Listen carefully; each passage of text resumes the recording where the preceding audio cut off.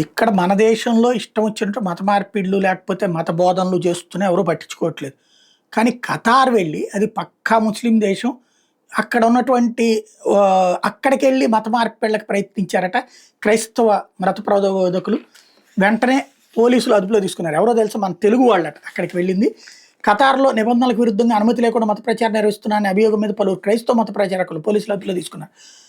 Doha నగరంలోని తుమ్మమా అనే ప్రాంతంలో మత ప్రచారం చేస్తున్న మొత్తం 11 మందిలో 5 తెలుగు పాస్టర్లు ఉన్నారు. అందులో 3 సందర్శక వేషాల మీద వచ్చి మత ప్రచారం చేస్తున్నట్టు పోలీసులు గుర్తించారు. 2 వారాలకు పైగా అదుపులో ఉంచి విచారించిన అనంతరం పోలీసులు వీళ్ళని ఇటీవల విడుదల చేసిన దేశం విడిచి వెళ్ళడానికి మాత్రం ఇంకా అనుమతించలేదు.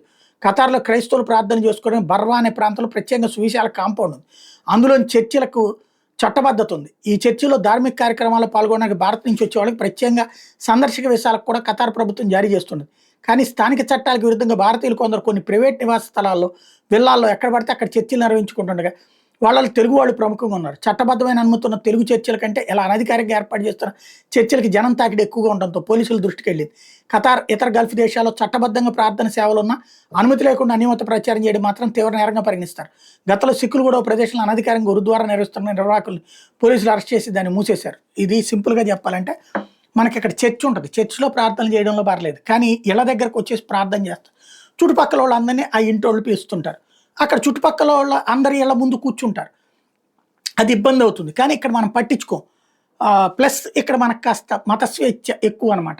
అది హిందువులకు తక్కువ ఉంది, మిగతా మతాలకు ఎక్కువ ఉంది. అక్కడ అట్లా చేస్తే ఊరుకోరు. ఇక్కడ ఈవెన్ ముస్లింలు కూడా అట్లాంటి విధానం పాటిస్తారు. ఇక్కడ వాళ్ళ మీద ఏదైనా కేసు పెడితే మళ్ళీ మనకు సెక్యులరిజం అడ్డొస్తుంది. అదే అక్కడ ముస్లిం దేశంలో ఇట్లాంటి దాన్ని అంగీకరించం. ఇది గుర్తుపెట్టుకోవాల్సిన అంశం.